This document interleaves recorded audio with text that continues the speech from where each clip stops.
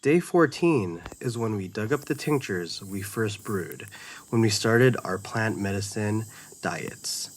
This is the beautiful table altar that Aya Healing Center set up to celebrate this momentous occasion.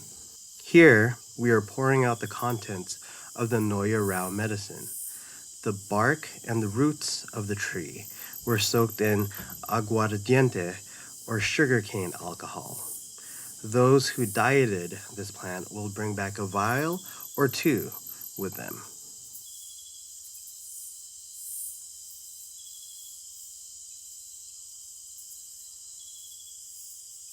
The next step is to filter the tincture liquid using a strainer to remove any leftover plant material.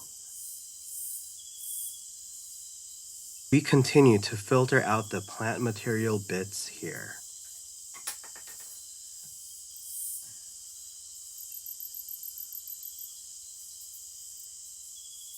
Here's a completed jar of Noya Rao tincture.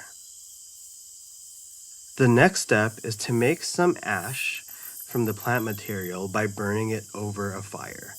This will be added back into the tincture later. Here's the resulting ash, which will be added back to the tincture. Here, you'll see the ash being added back carefully into the tincture.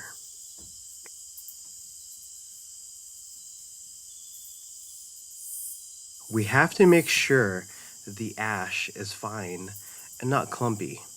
We do that by gently sifting it through a strainer.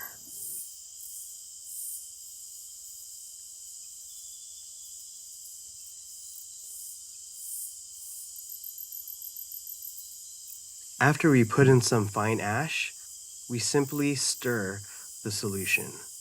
After we've added a sufficient amount of ash, we strain again to make sure that there are not overly large clumps in the tincture.